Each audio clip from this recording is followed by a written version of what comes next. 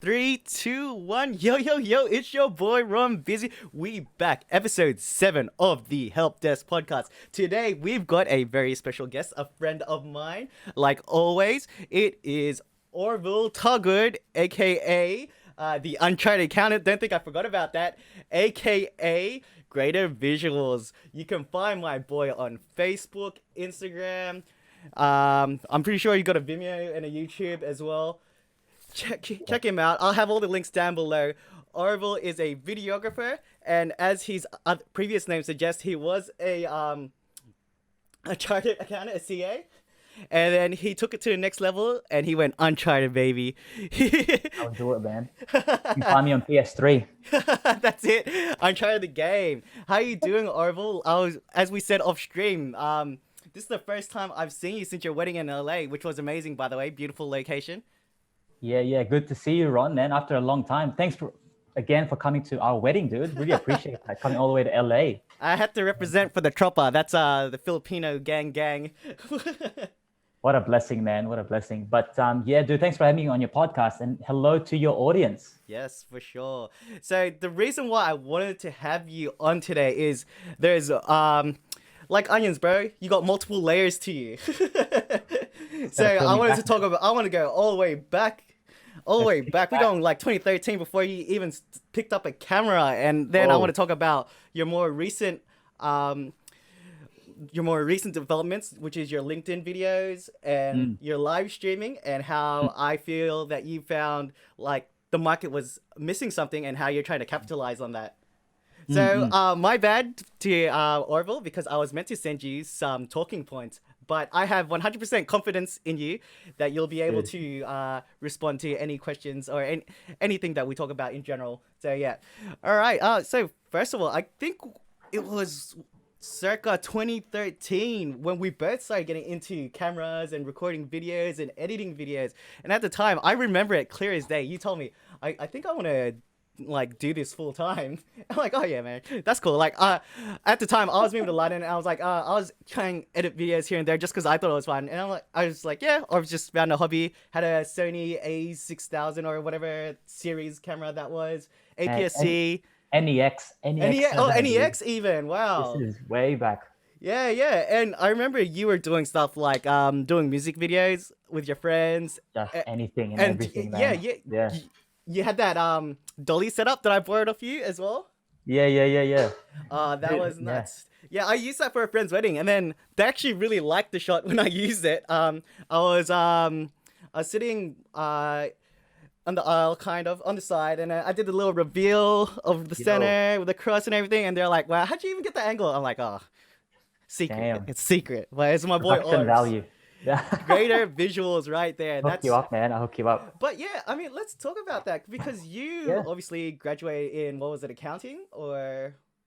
Yeah, so I graduated Bachelor of Business, major in accounting from University of Western Sydney. UW represent. Hey, I was there, baby. I was there. Go all the way back, man. Yeah. So graduated there. Prior to that, coming from the Philippines, not really knowing what I wanted to do. And so, we take the practical route. We do The traditional route. Traditional route. You got to stay busy. And so I kind of just like followed something that was stable, something that was practical. I followed and did business. Side note, I'm not actually good at maths. I actually don't like maths at all. And you found yourself as a CA. That's it. Yeah, I hated maths, man. It's not one of my strong points. I did general maths back in high school. What? Yeah. I did general maths. I felt like it was a prerequisite that you do 2-unit maths and above. Dude, that's Apparently what I heard. not, bro. That's grind. Dude, first year university, man, people were telling me, "Oh, you're gonna fail this finance class because you No didn't do way, the bro. unit." And I'm just like, "Oh, sick. All right, well, we're gonna hustle. We're gonna keep your head down, and then boom, distinction." Hey, that's it. And that's what I want to talk about, man. You always are on that grind, like ever since. Like we'll talk about that later. But yeah, so you're doing accounting for how many years, working professionally in that field? Yeah, so I think it was about 7 years. Straight after 7 years. straight after university, I ended up getting an internship at one of the big four firms, and then from there I ended up working at a smaller firm. and progressed up to a mid-tier firm, and then sort of transitioned sideways to commercial. So for all your accountants out there, man, I feel ya, you know, getting your CA and working those long hours, dude, it's not easy. Yeah. But yeah, so find myself just going through that whole process. Fortunate enough to get a job during the GFC as well. Yeah. You know, I think when we finished, just before we finished, our lecturers were actually laughing at us, saying, "Oh wow, good luck getting a job, you know, in this time." Well, he wasn't joking. Yeah. It was tough, you know, and all your peers were saying, "Dude, it's tough out there, you know, getting an accounting job, blah blah blah." But you know, still got a graduate role, working in the accounting industry, and yeah, dude, still, you know, finding myself not really fully committed to what I was doing, you know. So, but despite that, I still believed in finishing what I started, and so my plan was just get your CA. Put yourself through that and then see what happens. And yeah, just kind of follow that process. Find myself studying at the library a lot of Saturdays, pretty much just putting my face to the book. It is such a process. I know multiple people who have done it and they commit, and it's not something that you can do half-assed. So props to you, man, because that wasn't easy. But then, so what was, I guess, that light bulb moment when you were like, you know what, this isn't for me, I don't like it, I want to go into videography? When did that happen? How did that happen? Let's talk about that. Oh man, it wasn't a light bulb moment. You know, growing up, I sort of felt like I didn't really know what my talent was. You sort of look at people thinking, oh wow, it's so cool that they know what they want to do, and they're living and working in their dream basically. And you know, not knowing what it was, I kind of just like kept my head down. But I still made it a priority to figure it out. And so, you know, you watch things like Oprah, you know, Oprah on a Saturday, on a weekday, on 1 p.m. man, I'm there, you know, and she'd always talk about, you know, finding your passion. That's your number one thing. And so, funny enough, I actually stumbled across it when I was unemployed. So what had happened was, and this was when we went back to the Philippines together. Yes. For Mark de la Cruz's wedding. Shout out to Crizzles' wedding. So we went there, and then I picked up that camera. I don't know if you remember. Started, you know, shooting funny videos here and there, doing different things, and then when we came back from the holiday, I was actually made unemployed. Yeah.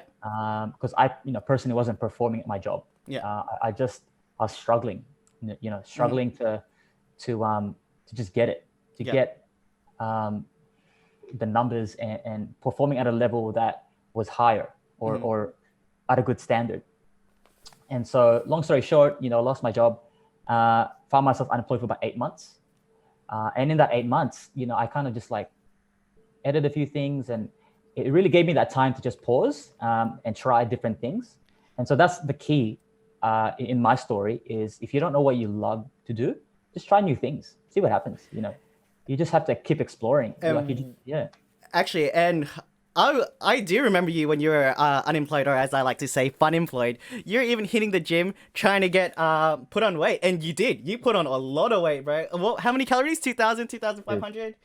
4,000, man. 4,000 calories. Someone as skinny as me, you gotta bump it up, you know. Up that chicken breast, Eljanas every day. Well, you got there. You were there at the gym every day. I know. I was there too. I was trying to put on that muscle mass, but bro, you put on that mass for real. It was inspiring, man. And the thing is, you're very focused and you're very committed. That's what I like about you, Orbs.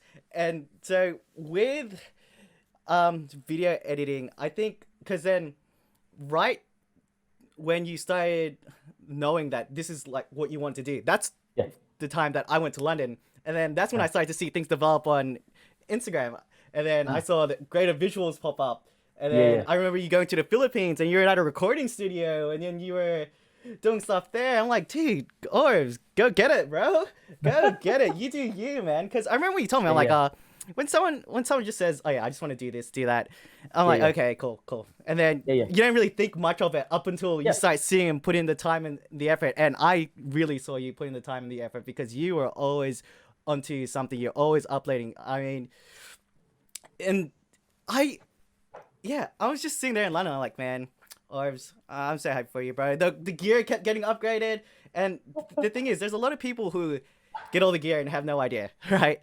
But then, again, you are committed and you are focused, and you learn how to use every bit of that. Because I've seen you go through like full frames, micro four thirds. I don't. What are you shooting on now? GH5 or? GH5. I've never actually been on full frame yet. Oh, really? Yeah, Oh. yes, APS-C, and then just moved out to GH5 using that now. And so I've been loving it, man. But dude, I've still got that gear acquisition syndrome on the back. You know what's the next thing? But yeah, you gotta be faithful with what you have. Well, that's just it, man. Let's actually talk about gear for the moment. Because I mean, it's always been a theme on this podcast to talk about, making the most of what you've currently got. And now, because I see you and your setup is insane now. Like, I don't even know half the stuff that you've got, dude. You got teleprompters and everything. You've gone full commercial. I love it, dude.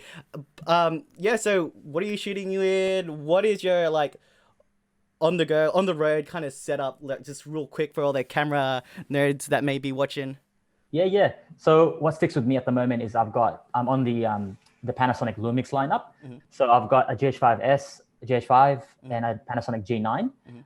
So for me, because I primarily deal with events and corporate videos, it just does the job for me, And before that, the first camera that I bought was a Sony NEX7, and it was a flagship model. Like, I had no idea how to use a camera, and I just looked at the shiny thing and thought, sick. And I bought it to the marketing. I was like, if I buy this camera, that's it, game over. I'm going to be the best. Yeah. Clearly wrong. I ended up selling that camera to my mom. Actually, she bought it. Nice. It up. And that money that I've got, I ended up buying sort of like an entry level Canon DSLR. I remember that. Yeah. Because I realized it's not really about the gear; it's about how you use it, and how it would benefit your work.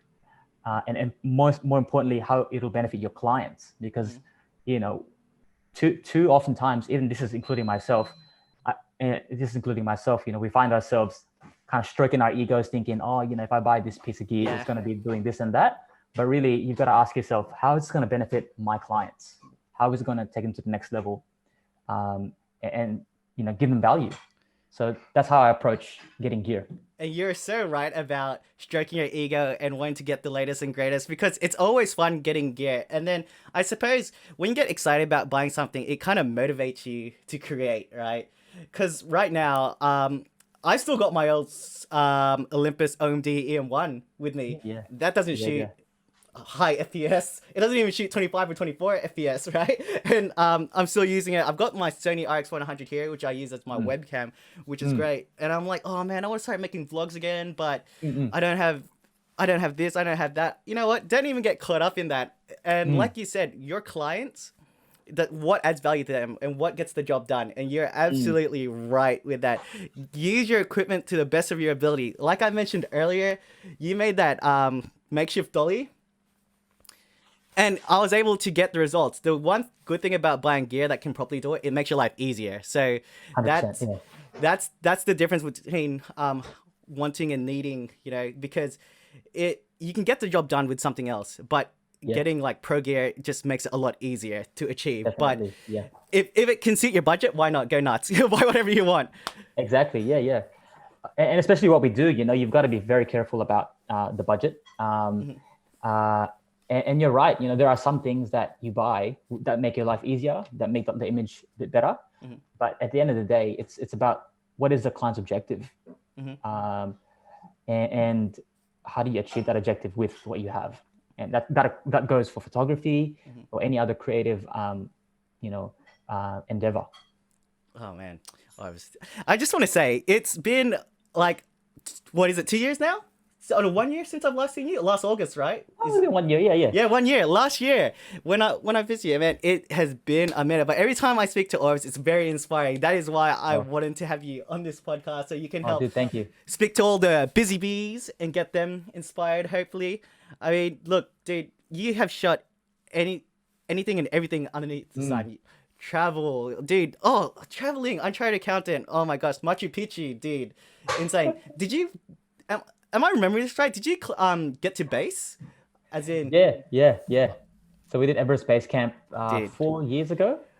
with your camera gear as well. Oh man, it was painful, man. Like every piece of gear or every piece of equipment or piece of clothing that you had basically added to the weight. And the more you ascend, Mm-hmm. the more difficult it gets because of the altitude It's and harder just to the breathe. fatigue. Harder to Yeah. breathe, yeah. Well, I mean, yeah. So that's when, like the Tour de France, right? Every couple of grams off is a marginal gain, but that's what wins the Tour de France because you shave a second here over the course of the whole event. That's like a minute, 2 minutes, and then that could be the difference maker. So for Yeah. you can feel that weight Oh. climbing up, especially when the air gets a bit more denser and it's tougher to breathe. Like, Yeah. what was that like, man? Honestly, like, what physically? How did you Mm. prepare yourself for that? There's zero preparation, man. I I love thought it. we were like, look, let's book the tickets. How hard can it be? Just How hard can it be? keep walking up, just take one step at a time. It's just walking up a mountain. Like it shouldn't be that hard. And so I signed up to F45, 2 sessions of F45, 3 sessions, Yeah. because I'm a bit of a tight ass like that. Nah, so Smart did with F40 money. Smart with money. And thought, yeah, like if I do 2 F45 sessions, I should be sweet, be able to climb Everest.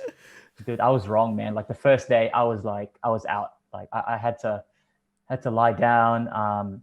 We had to push back our schedule just a little bit because I was just knocked out. Did you have to I get had the a cold. oxygen? No, actually, only because I Pride. took the tiniest steps, man. I took the tiny steps, and I tell you what, we had someone with us that unfortunately had to get flown back as well. Oh no. Because of that reason. And luckily for us, we persevered, took those tiny steps, and I'm talking tiny steps, man, like 1 inch steps every day, like 6-hour trek every day going up with altitude sickness, and we just paced ourselves, and then finally we made it. So that's a badge that I'm quite happy to have. That's a major bucket list item that a lot of people would not accomplish in their lives. So props to you. Props to Miss. Hey Mish, I see you.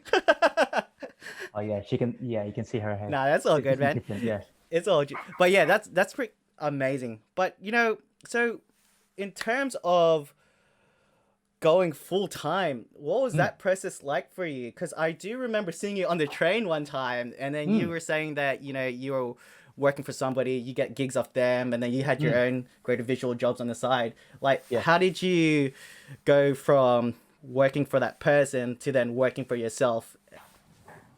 Yeah. So I think what I would say is when you're looking to just dive into it, you'd want to have a little bit of in a way, a safety net, because it is a risk.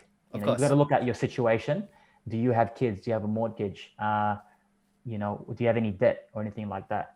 And so for me, at my particular point in life, I think I was 25, 26. I thought, okay, look, I don't have any kids. Currently living at home. I'm saving up for a house. That's not too bad. At 25, damn, bro, you're focused. Oh, the funny thing is you say it, man. Like you say I'm focused, but I don't even feel like that. Like I feel like I know so many people that are more hardworking, more focused than I am. I think for me, and I think this probably adds to my answer as well. I just believe in working hard as much as possible. I might not be the smartest worker because how people are like just super smart with how they navigate things. For me, it's just like the grind. In some ways, it's good and bad because you do spend a lot of time just working, right? And so for me, transitioning to full time, that's what it was. Just having that work ethic to just keep your head down and know that, look, this is a risk that I'm taking. If I want to make it work, I've got to put in the hours. I've got to put myself out there. I've got to reach out to the people around me. Because, at 25, I could have easily told myself, oh, damn, I've spent 7 years in accounting. I've studied I've spent 10 years studying and working in accounting. I spent all this time. I'm 25 now. That's it for me, and at 25, I could be so wrong thinking that way, right? Yeah. And rather than thinking that way, I thought, you know what, I could actually take this risk and see what happens, And I thought, if I took the risk and if it failed, all good, because at least I know I took it. At least I know that I did my best and made it happen, right? And so in going through that transition, I basically look at the things around me and not compare myself to other people and say, oh, this person has that opportunity or this person has this. I just looked at what I had and just kind of kept pushing in that direction. I had family that knew someone that could connect me here. Michelle's side of things had people that needed videos, and I shot for free. Like I approached people, and one thing leads to another, and these That's right. opportunities come out of nowhere, So yeah, in a nutshell, that's what it was. Just that work ethic, putting your head down and maximizing the opportunities that you have.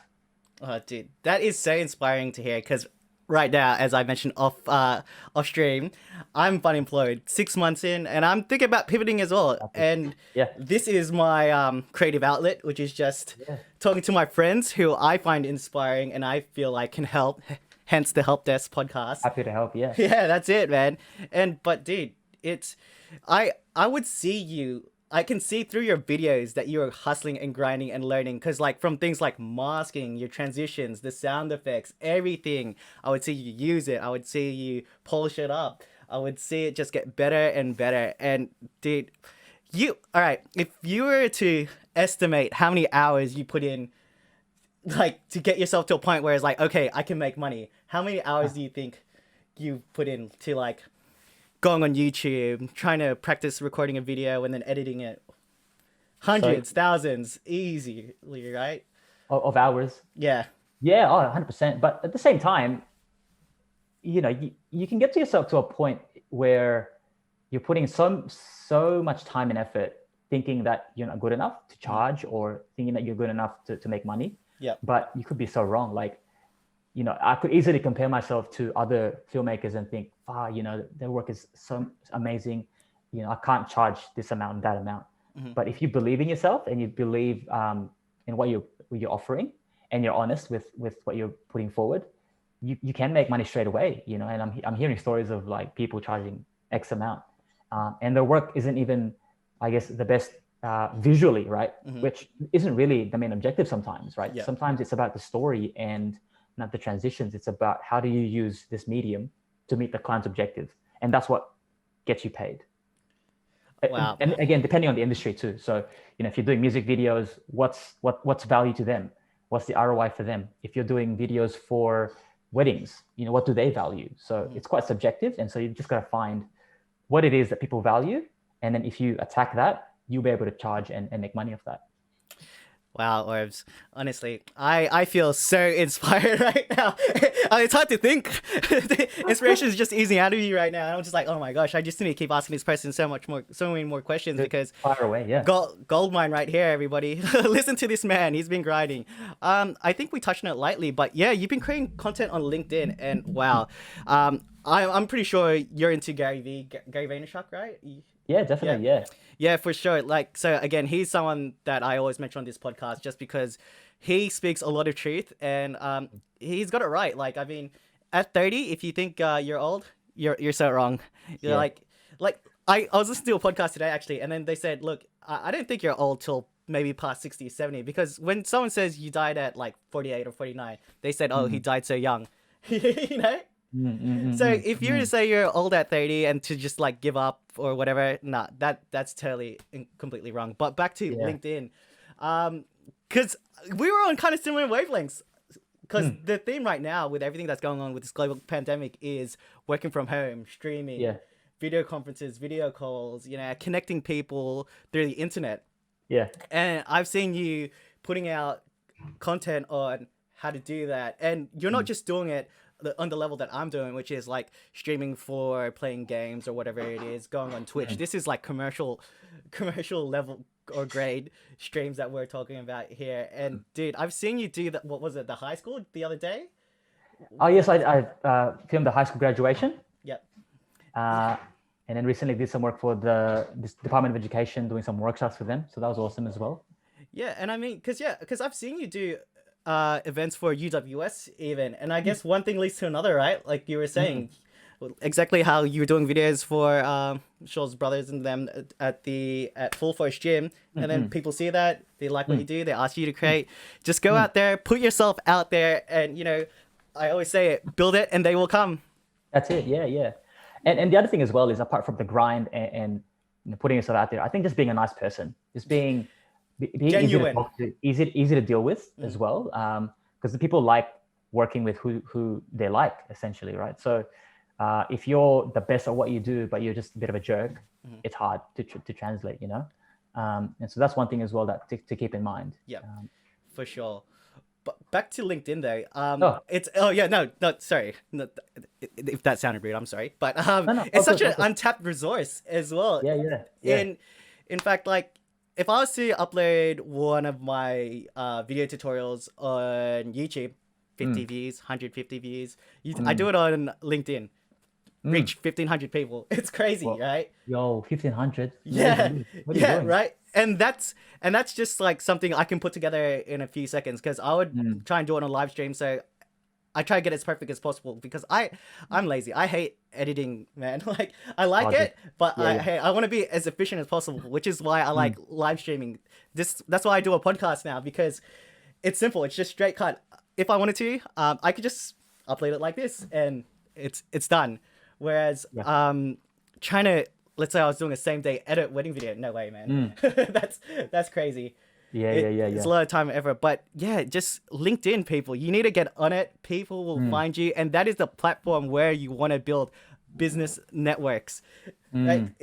What is the story behind you pushing out your content onto LinkedIn?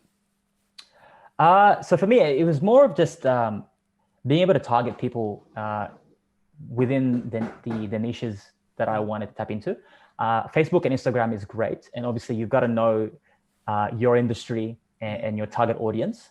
And so for me, primarily with Instagram and Facebook, which are the other platforms that I'm on, those would generally be around my family and friends. And so that's right. It wouldn't really kind of suit in terms of me doing some marketing content. Not to say that I haven't had clients of those two other platforms, been blessed with that. But I guess LinkedIn is one of those. It makes more sense. Makes more sense, yeah. And it is a more professional platform as well. And so for me, it is working. Like I'm actually getting some inquiries as well. So, and even just being able to connect with people for career or for mentoring, I think it's such an invaluable thing. And I would even go as far to say that's probably, regardless of what platform it is, the fact that you can connect with someone. Early in my career, I was able to reach out to mentors, people that I thought, oh, wow, that guy's a really good filmmaker. I'm going to send him a DM and let's link up, and I'm going to buy you a coffee. And we actually did, met up with this person, and they gave me a lot of insight into the industry, which helped me and is still helping me now. And so regardless of what platform, I think the key thing is putting yourself out there and seeing how you can open up those opportunities. I think one thing that we're stuck on is just being too scared of about reaching out or rejection. Putting yourself out there. Yeah. Fear of rejection, yeah. And that's even the same as, putting out content, regardless of LinkedIn or Instagram or Facebook. As a creative, you might get too caught up in thinking, oh, the likes. I want to put it out. Yeah, but I'm too shy about how this piece of art looks. Yeah, I probably won't put it out there, But if you're just like, stuff it, see what happens. Put yourself out there. What's the risk? The funny thing is, I feel like with Facebook in particular, people are scared of uploading now, like, because you get judged on it, right? It's like, oh wow, this person's uploading too much, this person's doing this person's doing that, and that's not what the platform was about. It's actually about sharing, and now people hardly share. I don't know what your Facebook looks like, but I've got a whole bunch of random stuff that isn't my friends or family now. It's just crazy that it's working that way. And I guess with LinkedIn, you're right. You're targeting potential clients and people within the niches that you're working within. So, dude, props to you, because I don't see enough people using LinkedIn. And really? Yeah, I mean, well, just me personally, from the people that I see in my network, and to be honest, I'm not using that much right now, but I do have a plan on getting some more short form content around doing more Zoom setups and whatnot. And Oh, speaking of Zoom and live streaming setups, what are some quick tips that you can give someone to improve what their webcam looks like, or to improve just video conferences online? Awesome. Yeah. So the first couple of things that I would really recommend is really improving your audio as well as your video, because entering this pandemic, regardless of whether you're a large organization or a small organization, I feel like we've gotten to a point where it's sort of like a level playing field now, where everyone is communicating and putting out content that's sort of like this, like Zoom type content or webinar type content. And so what you really want to do is just stand out as much as possible, and give people a reason to not leave your virtual event or your Zoom call. And so if your audio is poor, we might have grown accustomed to sort of like not the best quality audio in this period, but you still want to give people an incentive to stick to your content. And so maximizing those opportunities to level up on your audio, either getting a lapel mic or getting a better webcam, would probably be the best things. The second thing is being focused on giving value and giving people what they want to hear, what would benefit them, and not having an agenda behind it. And so, people would want to join something that would benefit them, like it or not, right? So you want to give people opportunities to stay because they know that they'll be benefiting from it. So from the technical side, looking at that, and from a content side, giving people reasons to stay and essentially be your audience. Yeah, you're so right. It's always about the client or whoever it is that's tuning into you, right? So you want to provide value, and that's one thing that you've been talking about this whole time, making sure that you know who your audience is and what they want. You can't just go crazy, or like, let's just go back to editing videos. You're right. Like you can't add these crazy transitions to some commercial project where it doesn't make sense, right? So Yeah, just definitely. know your clientele, people. You heard it from the man. Yeah. Oh, but at the same time, if you want to be an artist and if you want to do creative pieces of work that, would feed you, dude, by all means do it. There's nothing stopping you. End of the day, dude, Gary Vee says it best, you've got one life, right? Like live it to what you want, because, as creatives, we can fall into the business side of things and pleasing clients, and you kind of lose yourself a little bit and lose that passion. So you've got to always do things that, end of the way, still feed you. But you have to understand, if you're going to make a living from this, you need to be of service to people as well. And actually, one thing I want to talk to you about as well is how do you manage uncomfortable situations and like talking to clients, dealing with money? How do you navigate your way around that? Yeah, as much as possible. I do my best to just take it on the chin, like talk to people face to face, or not be afraid to, go around it, because what we're trying to do here is achieve an objective, right? And money is sort of just like a means to an end type of thing. And so, if you can get close to meeting those objectives, the easier it gets, because it's not about the money, so to speak. People pay for what they value. There's a reason why I was walking past, the Gucci store in Bondi, and there's people lining up outside Gucci. Like, I don't understand why people are getting so worked up over a handbag. Sorry to everyone else that loves Gucci, but it just goes to show, like, people pay for what they value. And so if you can communicate that value, those financial opportunities open up. And so, back to how I would deal with it. It's just being upfront and being good at communicating, hey, this is how much it'll cost, or this is what we're trying to achieve, and so this is the investment. What do you think?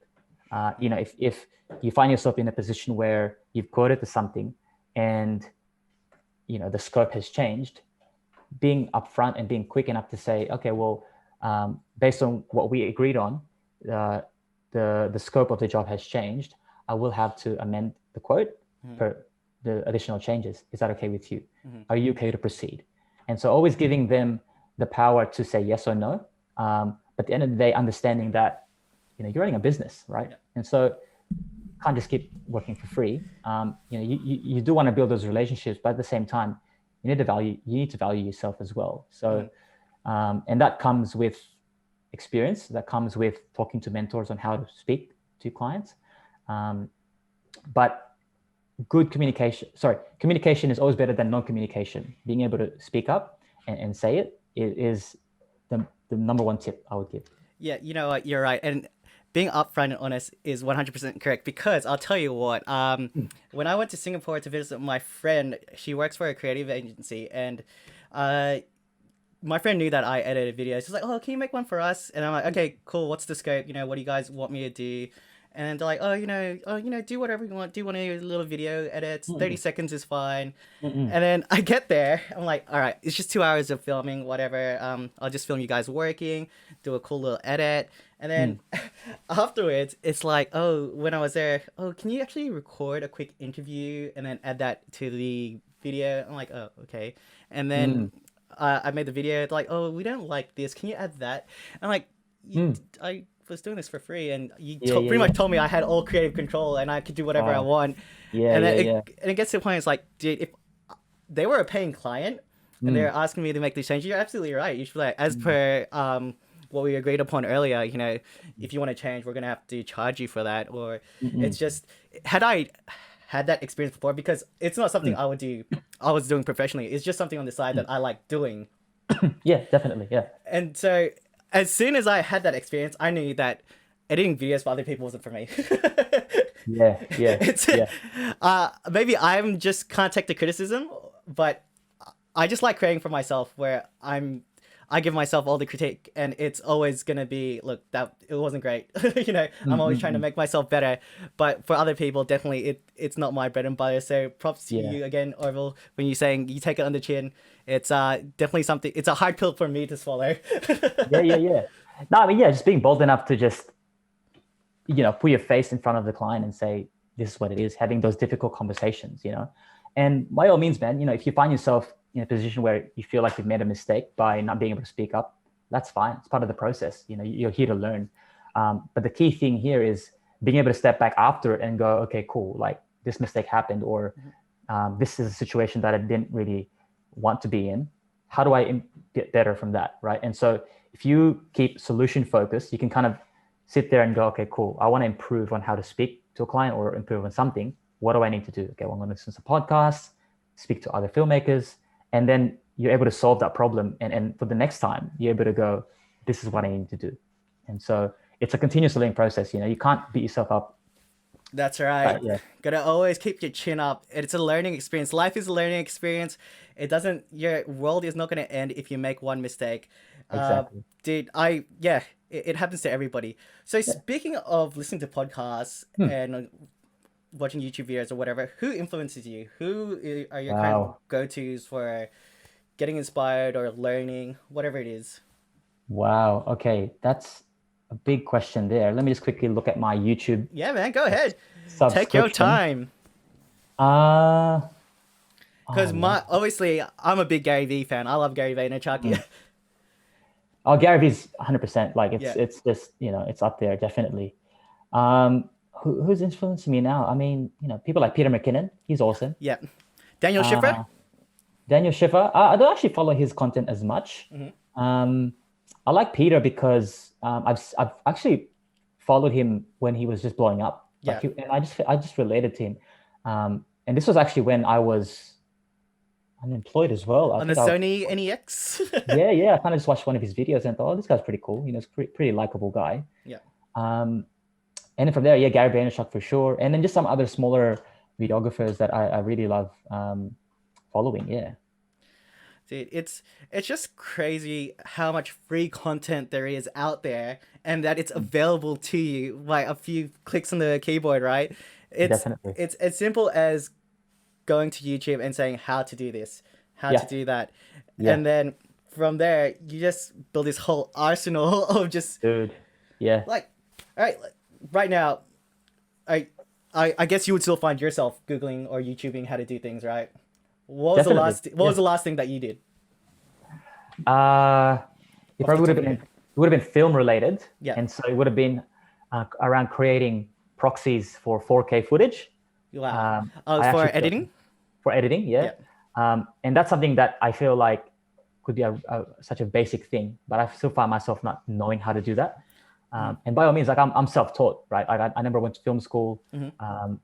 And so I kind of just have to rely on the resources that I've got. So he's self-made, everybody.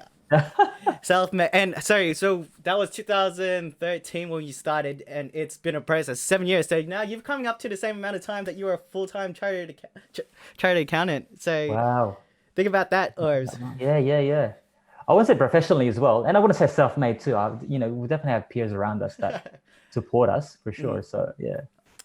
Humble guy. Nah, but for real, it's all about that guy. And for me, now, I always talk about how it's inspiring to the guests that I talk to. It's because I'm in a position where I don't know what I want to do right now, and I'm trying to pivot. Whatever it is that I want to get into next, it's just like, that's my next move. And so, I mean, even applying for simple jobs, right? Because I've been in IT for 10 years. I've done support for a while, but I can definitely go above that now. And so I saw this IT support role, and I'm just looking at it, I'm reading it, and the guy sounds funny. It's like, we've got beer on tap, everyone's friendly here, days off, etc. And then I was applying, and the only way to apply was through LinkedIn, and it only had a CV. And so I'm thinking I could put my cover letter on the CV, or I can go in and DM the person who uploaded the ad and just tell them, look, I really loved your job ad. I think I'd be a great fit here. Here's my story. COVID-19, global pandemic made redundant. Here's the reasons why. Here's my skill set. I'll fit in because of X, Y, and Z. And then, you know what? Not even 5 minutes later, he hit me up. He's like, hey, I really loved your introduction. I've put you on a short list. Like, I may or may not get the job. That's not what's important here, but it's shooting your best shot. And like you were saying earlier, just put yourself out there. DM people. Like Drake said it best, it's going down in the DMs. Going down in the DMs, yeah. Yeah, that's it. That's awesome, man. Yeah. And you're definitely utilizing the platform, the way it should be utilized, yeah. That's right. And I mean, I guess this is, I had to talk about myself on my own podcast, but for anyone who's listening, it's 100% been a struggle for me. And I feel like sometimes my ego may have gotten in the way because I was thinking, look, I was in this position and I was important, and I'm going for these other roles that may is not necessarily below me, but I know that I can perform at a higher capacity. So but it's not about that right now. It's about being able to put food on the table, pay the bills, mortgages and everything. But the good thing is I give myself like an hour, like a time limit to apply for these jobs. And then after that, it's like, don't stress. There's only so many jobs that are going to be popping up on LinkedIn or Seek or whatever it is that you're looking at. Just do things that you enjoy. So for me, it's doing this podcast. It's going out, riding my bike, talking to other people who are creative. Like, surround yourself with positive people. You never want to be the smartest person in the room, right? And definitely, yeah. And for me, I'm blessed because I'm surrounded by creative people like yourself. And if you've listened to my first podcast, and shouts to anyone who's watching right now, shouts to Teresa Lee. She's awesome. I just saw her the other day. Same story. She just one day said, look, I just want to edit videos and be a videographer. And she's on that grind. She's networking the same way Orville did. She's going into people's DMs saying, hey, I want to go for a coffee. Let's have a chat. She's getting the insight from those people, and then she's applying it to her work, and now she's doing that full time. Awesome. And so, it's just, you need to learn how to pivot. You need to learn how to put yourself out there. Or anything else? Any other tips you want to give to the viewers before we wrap this up? Yes, I probably relevant to the current pandemic. A lot of people are struggling out there. You definitely got to stick to the positive. I remember when this whole situation happened, very unexpected. Our business was definitely affected. But rather than sit there and think, okay, cool, that sucks, poor us. What are the things now that we can do? What are some things that we can do now to meet a need? And so one of those things is live streaming.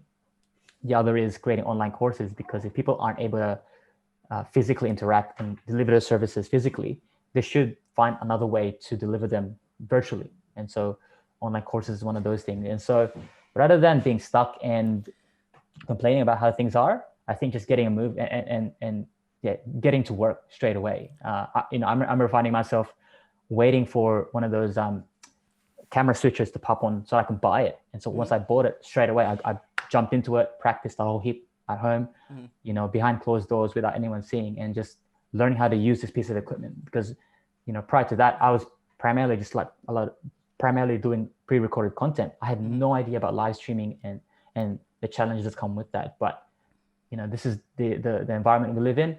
Rather than being complacent and negative, get back to work, and I think that's what it should be doing. You're absolutely right, because I like you had the same mindset. There's always an opportunity. So, look, everyone's impacted by this pandemic. All right, so what's the first thing they're going to do? They're going to want to learn how to use Zoom, and it's funny that Zoom has become like a verb for doing a video call now. Right? Yeah. We're doing a Zoom call, even though it's going to be a Skype or over Microsoft Teams.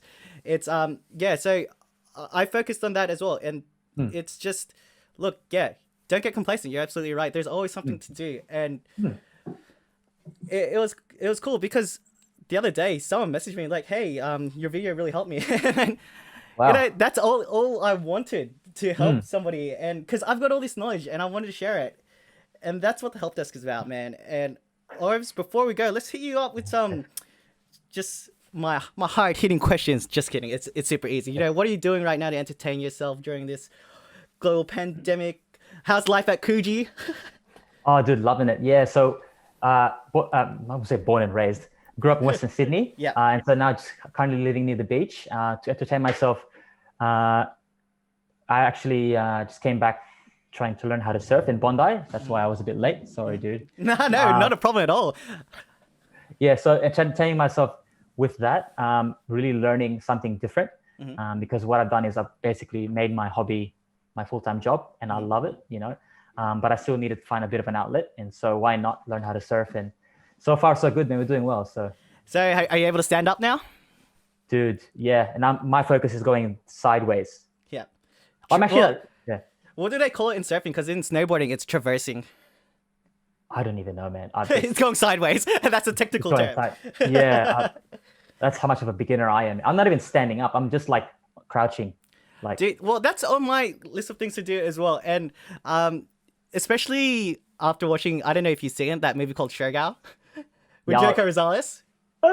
And funny that, so you know how he says all like permed and curled? My hair is inspired by that. You even got the Erwan Hussar glasses. Yeah. I had them first, bro. I'm sure I had it first. But yeah, and any TV shows or Netflix series that you're watching? Oh, dude.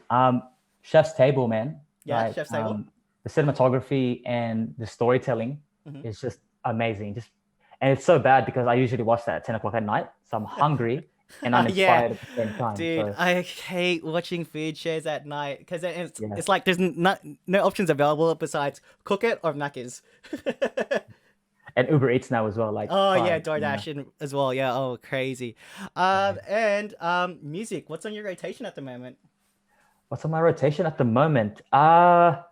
For some reason, Bryan Adams, man. I was filming at a client's place and they just had Bryan Adams on, and I was like, this is the best, give me back to those old school music tracks, love songs, man. I can't go wrong, None of this twerk wop music. Give me some, Everything I Do by Bryan Adams, and I'm sweet. You're always into your music as well. Actually, and do you have any questions for me before we wrap it up? Yeah, dude. What has been your biggest lesson? What is the biggest lesson that you've learned during this whole situation, this pandemic? I honestly think look, don't beat yourself up so much. Everyone's in the same boat, and yeah, it is tough. And you know what? It's okay to not feel okay. That's an important thing. And the other thing is just telling people that you need help is okay as well. So I've been reaching out to my friends, people who, again, going back to LinkedIn, it's if I see a role and I've got a friend that works there, I'm going to hit them up and say, hey, is it okay if you give me a referral? And that usually takes me further along the hiring process. I'll at least get a call for a first round or a second round. And yeah, it's just don't give up. I mean, that's that's my whole thing. And I know with social media right now, everyone's got this whole like, oh yeah, you always got to be positive or whatever. But it's, dude, it's okay not to feel great. And I mean, try not to lash that out on anybody, but just understand that it's not you right now. It's happening to not just you. It's happening to everyone. And Definitely. Yeah. just put yourself in a position to be successful as well. Yeah. So, like I said, I saw when I was applying for that job that there was no cover letter option. So I went to see who it was that put up the job, and then I introduced myself, let them know that I was really feeling their advertisement for the role, and put myself out there, let them know, and I got a response by I was super surprised within the 5 minutes, and so that just goes to show, put yourself out there and put yourself in the best position, and you can make things happen. And look, right now I don't have a job, and it is what it is, but we've got government assistance for one. We've got family, friends. There's a whole bunch of assistance and support out there. Use that. So that's one thing that I've learned. Well, multiple things I've learned that kind of go within that same box. You're absolutely right. Yeah, you can't beat yourself up. It is a crazy, crazy time. And so it's okay. Yeah, it's okay not to be okay, for sure. Yeah. But still, having the initiative to get to work. Control things that you can control. That's right. My mentor actually said that to me. So shouts to her. She was saying like during that whole period where Virgin was shut, because I used to work for Virgin Group. Like you can only control what's controllable. So don't beat yourself up, and just learn to pivot as well. That's it. Orbs, you pivoted. It's working out for you. You're now. Is it really a job if you enjoy what you're doing? Dude, I love it, man. I'm actually editing after this. Hey, all right. Well, I don't want to take too much more of your time. It's almost been 60 minutes. Orville AKA Uncharted Accountant, AKA Greater Visuals. Thank you so much. If you want to follow him, I'll have all his socials linked down below. Thank you. Thank you to all the busy bees that are watching, and we will catch you on episode 8 with Sicko Dog, who has had millions of views. So again, thank you, Orville. Thank you for your time. Thank you for blessing this podcast with some of your knowledge and experience.